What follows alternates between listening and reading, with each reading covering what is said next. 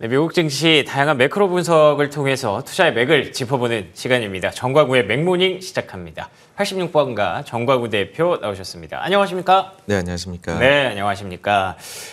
일단 간밤에 있었던 이슈들 중에서는 파월 의장의 발언에 많은 분들이 좀 주목을 하셨던 것 같아요.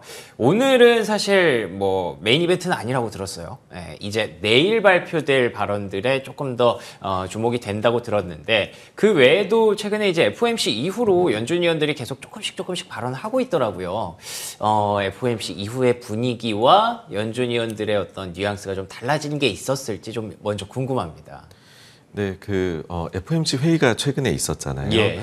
회의가 있기 전부터 전후로 해서 약 한 2주간에는 우리가 흔히 침묵 기간이라는 것을 가지게 됩니다. 그렇죠. 블랙아웃이라고 하죠. 네, 맞습니다. 예. 그래서 그 기간 동안에는 통화 정책에 대해서 얘기를 연준 위원들도 못 하게 되고 그게 이제 종료가 되고 나니까는 일제히 나와가지고서 지금 발언에 나서고 있는 것이거든요. 네네네. 근데 그 최근에 발언이 많기는 한데 전체적으로 종합해가지고 말씀을 드리자면은 거기에서 특이점을 발견을 하기는 어렵다. 아, 그래요? 네, 여기에서 특이점이라고 하면 어떤 거냐면 각각의 위원들이 그동안에 이야기해온 것들, 그다음 각자의 우리가 흔히 뭐 비둘기다 매다 성향에 대해 얘기를 하잖아요. 근데 거기에서 벗어나는 듯한 그런 좀 일종의 서프라이즈 놀라운 발언이라고 할까요? 그런 것들은 사실 지금까지는 없었고, 그리고 또 좀 특이점이라고 하면은 꽤 많은 위원들이 통화 정책에 대해 가지고서는 아예 코멘트를 하지 않는. 그러니까 간밤에 그 파월 의장도 그랬었고요. 그렇군요. 예, 그런 식으로 이제 발언 때 나서기는 하는데 얘기를 하지 않는 건데 이거 자체는 그러면은 사실은 별로 시장에 놀라움을 주고 싶지 않다라는 것으로도 오히려 우리가 해석을 해볼 수가 있습니다. 그러니까 예. 지난 최근에 있었던 11월의 FOMC 회의에 딱 그 수준 정도. 그 다음에 그 전으로 나왔었던 위원들의 각 성향에 따른 발언 정도에서 지금은 사실은 별로 그렇게 벗어나는 게 없는 상황이다. 그렇게로 평가가 됩니다. 알겠습니다. FOMC 이후에 확실히 뭔가 시장의 분위기는 좀 바뀌어서 FOMC 연준이 뉘앙스도 좀 많이 바뀌고 비둘기적으로 좀 바뀌었나 싶다가도 가만히 발언들을 되짚어 보면 사실 달라진 거는 없어 보이거든요. 그 부분을 또 대표님이 좀 지적을 해주셨는데 말씀드렸다시피 일단 시장의 분위기가 바뀐 건 사실이거든요. 그래서 연말 랠리라든지 뭐 산타 랠리 기대하시는 분들이 많아졌는데 그러면 대표님 말대로 연준의 입장이 바뀐 게 없다. 연말 랠리도 뭐 아직까지는 그렇게까지 크게 기대할 상황은 아니다. 이렇게 해석할 수 있을까요? 사실 이제 최근 한 3달 정도 7월 말부터 해서 증시 분위기는 안 좋았었죠. 그러다가 예. 최근에 보시게 되면은 또 한 2주 정도 전부터 해가지고서는 다시금 좋아지고 있는 그런 상황입니다. 그러면은 뭐 3달 전으로 되돌아가 봐야 될 텐데 그때 당시로 되돌아가게 되면은 맨 처음에 시장에 이제 그 부담을 줬던 요인은 뭐냐라고 하면, 그러니까 저는 이제 순서대로 한번 꼬였던 실타래가 뭔지를 짚어보고 지금 좋습니다. 어떤지를 예. 보는 거자는 건데, 그러면 첫 번째가 어떤 것이 었냐면은 그 재무부에서 분기 차익 계획을 발표를 하는데 그때 당시에 분기 차익 규모가 예상보다 크게 나왔었고, 예. 그다음에 향후에는 장기채 발행 비중을 더 늘릴 수도 있다. 라는 얘기가 나오고 나니 장기금리가 치솟기 시작을 했었고요. 그 다음에 이제 보시게 되면은 이제 FOMC 회의가 있었는데 그때 그 회의에서 전도표를 상향을 예상보다 더 높게 했었고, 그 다음에 파월 의장이 중립금리가 상향되었을 수도 있다. 라는 발언을 하면서 시장에 매파적인 놀라움을 줬었죠. 9월쯤의 분위기 말씀하시는 거군요. 네, 그렇습니다. 예. 그리고 그 사이에 나왔던 데이터를 살펴보게 되면은 두 가지가 있는 것이, 하나는 소비자 물가지수, 물가 같은 경우에 전년 동기 대비 숫자가 7월까지 나왔던 6월 물가는 전년 동기 대비 계속 잘 떨어졌었어요. 그렇죠. 근데 8월, 9월, 10월에 나왔던 7, 8, 9월에 이제 물가 같은 경우에는 전년 동기 대비로 다시금 올라가는 모습이 나왔었단 말이죠. 예. 그러다 보니 물가가 2차 상승으로 흘러가는 것 아니냐라는 얘기가 있었고, 그 다음에는 소매 판매나 이런 게 꽤 괜찮았어요. 그러다 보니까는 이것이 금리를 이만큼 올렸음에도 불구하고 경기가 재가속화되는 것 아니냐라는 것도 있었습니다. 그럼 지금은 상황이 어떻게 바뀌었냐라고 했을 때 네.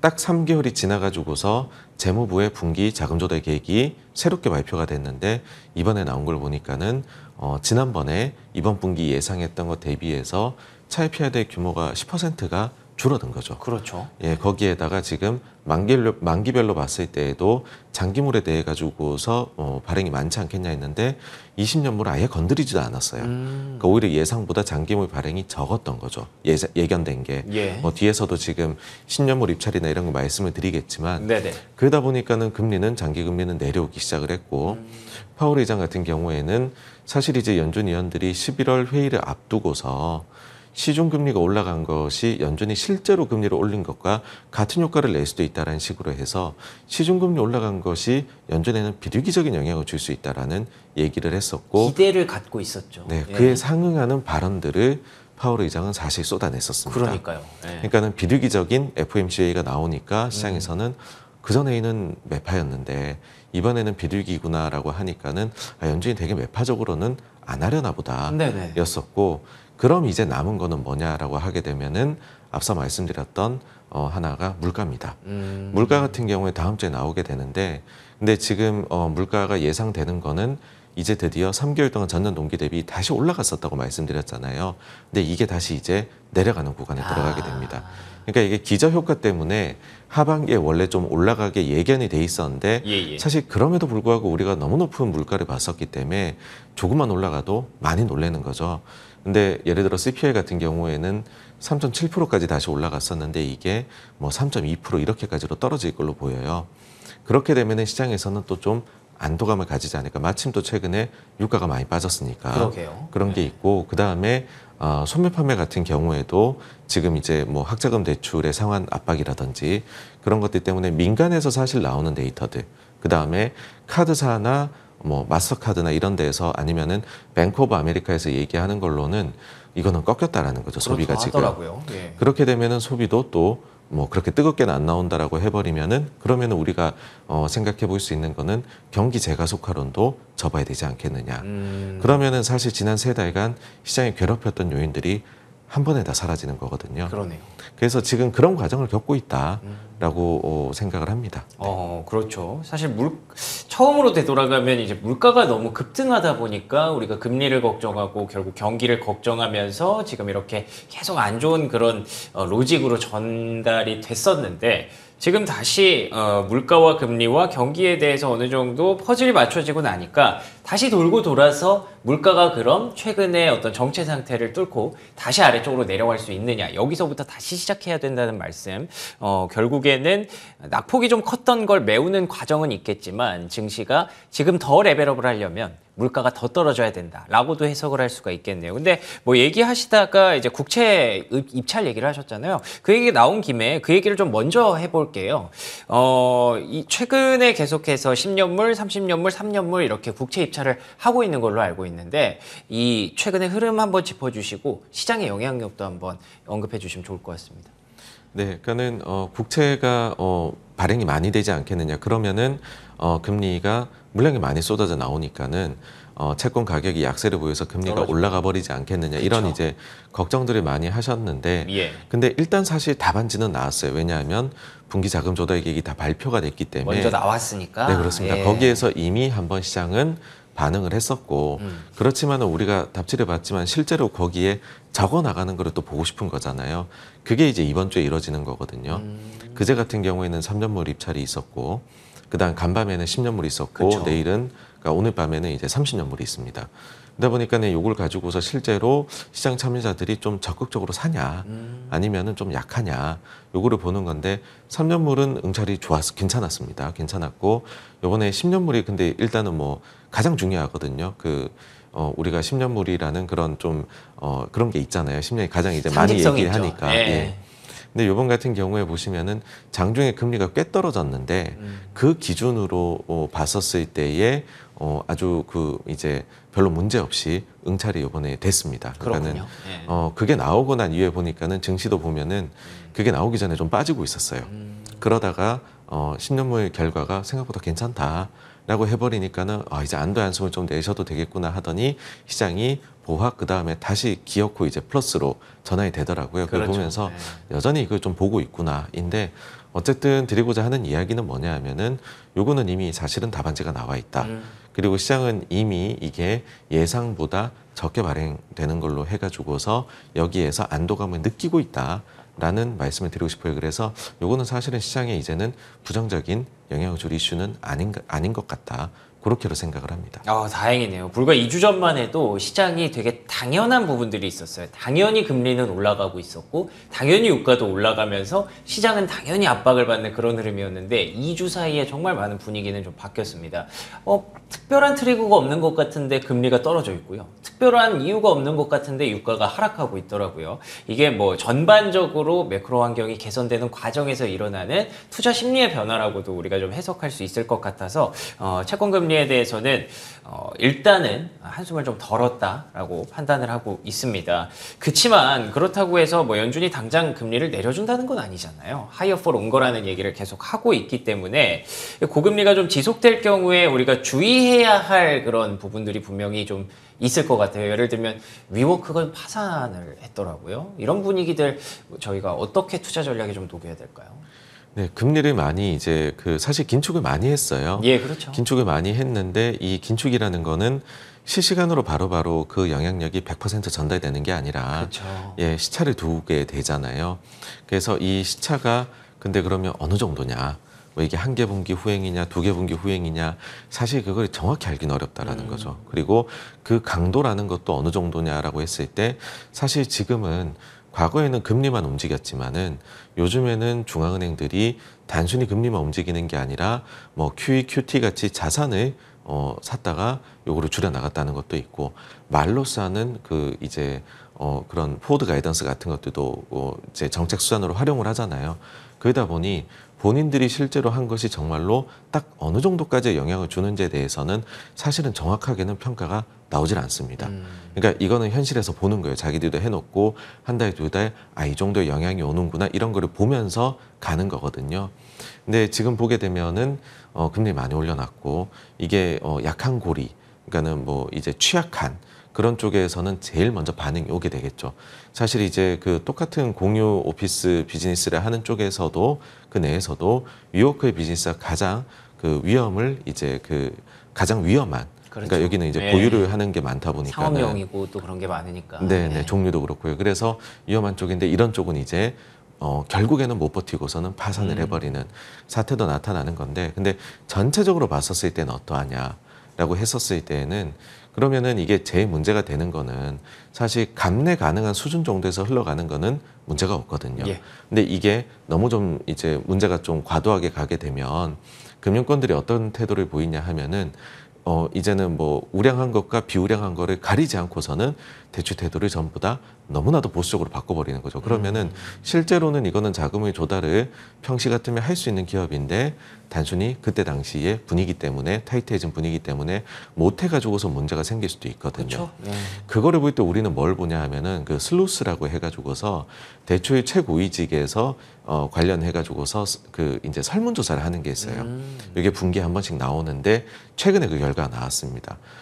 보시게 되면은 지난 분기 대비해서 이번 분기에 이제 금융권의 최고위직들의 대출 관련 태도는 더 깐깐해졌어요. 근데 우리가 그 깐깐해지는 모멘텀이라고 얘기를 하는데 그러면 지난 분기보다 더 타이트해졌습니다에서 지난 분기 대비해서 더 완화되었습니다를 빼면은 그러면 이게 숫자가 나올 거잖아요. 그게 이제 커지면은 이제 0보다 커지면은 이제 대출 태도가 깐깐해지고 있는데 그러네요. 이게 이제 20에서 50으로 가면 이게 더 타이트해지고 있는 게 더 심해지고 있는 거잖아요. 반대로 0보다 높기는 하지만은 이게 내려오고 있으면 그 모멘텀은 줄어드는 거잖아요. 근데 이게 지난 작년에 이제 긴축을 시작한 이래로는 이게 계속 올라가고 있었어요.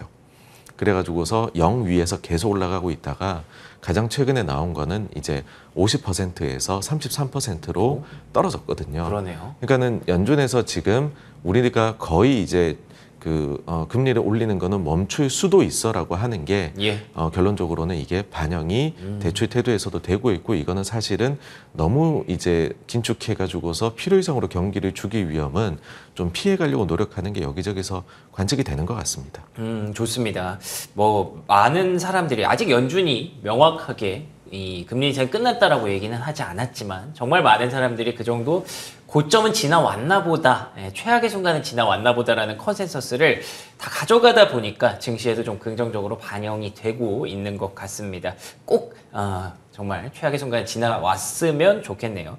그리고 이 이슈는 사실 시장에 어느 정도 영향이 있는지는 조금 애매하기는 합니다만 아무래도 좀 매크로 쪽에서 워낙에 박학다식하시기 때문에 환율 관찰 대상국에서 우리나라가 7년 만에 제외가 됐다고 들었어요. 이게 네. 혹시 뭐 환율 움직임이나 아니면 국내 증시 움직임이나 좀 영향을 줄 수 있는 부분이 있을까요? 전혀 없습니다. 아하. 네, 그러니까는 여기는 세 가지 요소가 있어요. 예. 어떤 거냐 하면은 환 시장에 어느 정도 개입했느냐. 그다음 또 한 가지는 경상수지 흑자가 GDP 대비 얼마나 나느냐. 또 한 가지는 미국 대상으로 무역 흑자가 얼마나 나고 있느냐. 요 세 개를 따집니다.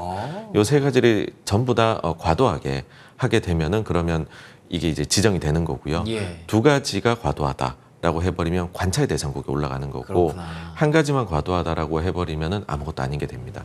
그러니까 우리는 지난 분기에 원래는 우리가 두 가지에 대해 가지고서 이제 미국 기준으로는 우리가 이거를 위반하고 있었어요. 근데 예.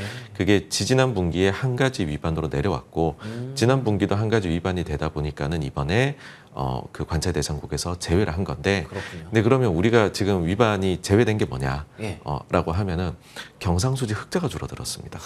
그렇군요. 그러니까는 우리 펀더멘털이 안 좋았던 게 네네. 그러니까 과거가 안 좋았던 거죠. 그러니까 경상수지 흑자가 지난 이제 분기 동안에 해가지고 안 좋았기 때문에 우리는 관찰 대상국으로 볼 필요가 없어져 버린 그런 게 된 것이고 이거는 이제 후행적인 거기 때문에 사실은 뭐 이거 가지고서 우리 환에 그래서 뭐 좋은 영향이냐. 근데 사실 알고 보면 이거는 우리가 수출이 부진해서 그런 건데 그럼 나쁘게 오히려 봐야 되냐. 그러네요. 예. 네, 그래서 이거는 평가가 뭐 내릴 수 없는 거다라는 거고 뭐 궁극적으로는 우리나라가 제일 좋은 시기는 언제냐라고 하게 되면은 환시장 개입 쪽에서는 미국의 신기를 건드리지 않으면서 경상수지 흑자는 많이 나고 그래서 위반이 뜨는 게 좋죠, 그거는. 그러네요. 그다음에 미국 대상 무역 흑자도 많이 나서 예. 그것도 위반이 떠서 그럼 위반 두 개가 되는 거잖아요. 네. 그렇게 해가지고서 관찰 대상국에 올라 있는 것이 우리나라가 가장 펀더멘털이 좋을 때 나타나는 모습입니다. 그렇군요. 이게 좀 뭔가 좀 호재가 될 수 있을까라는 기대를 한번 해봤는데 오히려 국내의 어떤 경기의 펀더멘털이 좀 약해질 때 이렇게 꼬리표가 떼진다는 관점에서는 주식 투자 관점에서는 그다지 호재가 아닐 수도 있겠네요. 네, 이렇게 한번 정리를 해보도록 하겠습니다. 자, 그러면 이렇게 오늘 금리부터 환율 얘기까지 쭉 들려주신 86번가 정광우 대표와 함께 오늘도 좋은 얘기 들어봤습니다. 오늘 좋은 말씀 고맙습니다. 감사합니다. 감사합니다.